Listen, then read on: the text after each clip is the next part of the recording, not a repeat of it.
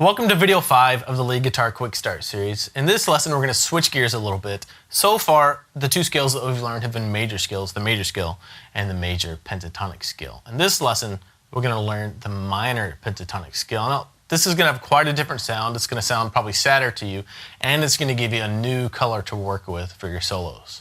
The minor pentatonic scale is probably the most popular guitar scale in the history of the world, arguably. And so that makes it a really important guitar scale for you to get down regardless of what kind of music you play. Like the previous two lessons, what we'll do is learn the scale shape, and then I have a new jam track for you that you can pull up to work on your minor pentatonic scale shape. Like the major pentatonic scale that we learned, this minor pentatonic scale shape only has 2 notes per string, so it's going to have a similar feel. So as we go through this scale shape and learn it, don't forget all the technique tips that I've given you for your picking and fretting hands. Let me just play this shape for you real quick, and I want you to listen to it and just get an ear for what it sounds like.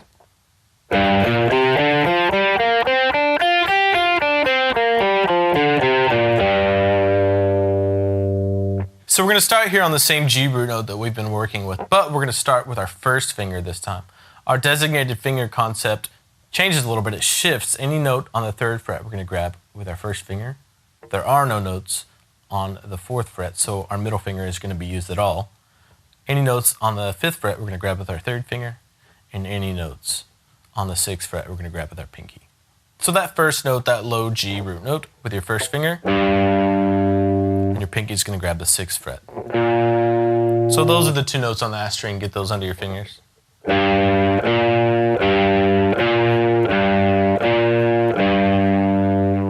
The next string over, the A string, you're going to play with your first finger, 3rd fret, 5th fret with your 3rd finger. Those are the 2 notes on that string, so get those down, try to memorize them, then add the low E string into it.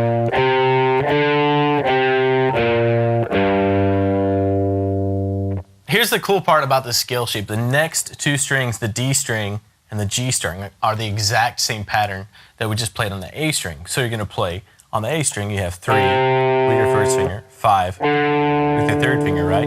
Play the exact same pattern on the D string. So 3 with your first finger, 5 with your 3rd. Exact same thing on the next string over. 3 and 5. So that cuts down a lot of memorization if you know the A, D, and G strings all have the same pattern.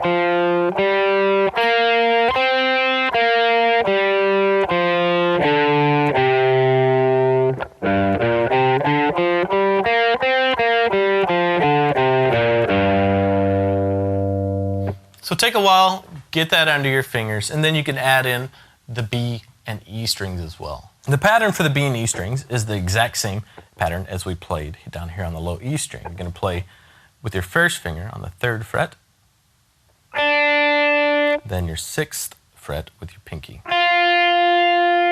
Those are the 2 notes on that string.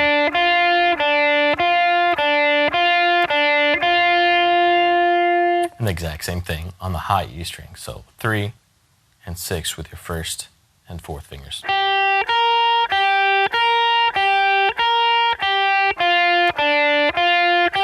Then add the rest of the scale in.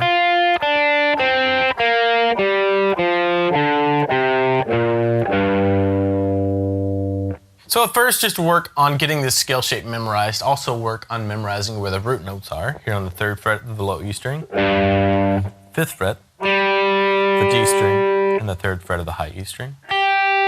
And don't forget to apply the muting techniques that we learned for your fretting hand in the last lesson,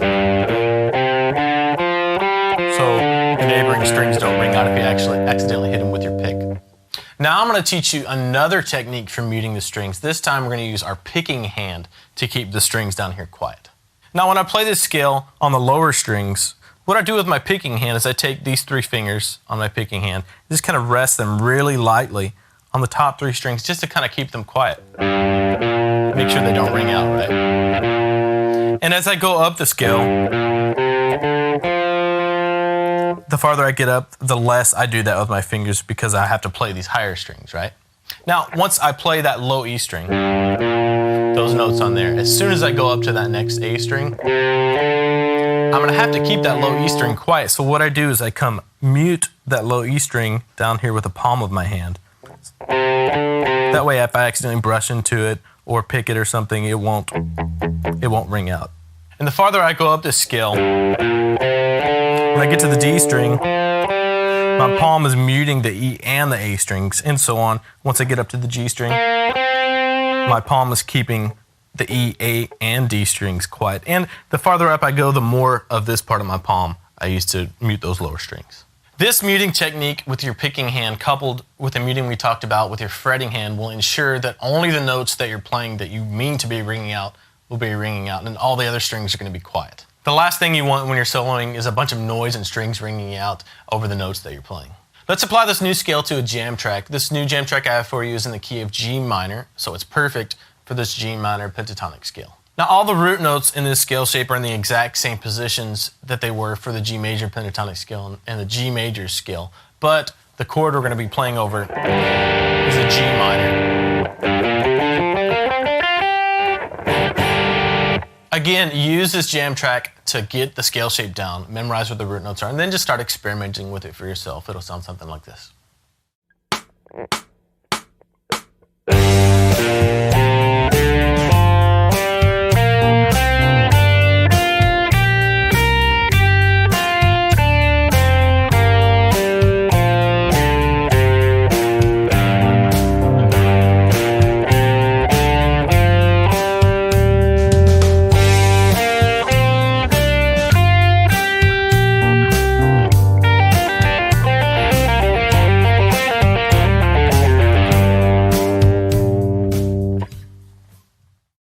So now you know 3 scale shapes, the one for the major scale that we learned, the major pentatonic scale, and now the minor pentatonic scale. There are tons of other guitar scales and guitar scale shapes out there, but these are your meat and potatoes. These are the foundational ones that you're going to need to know to play lead guitar.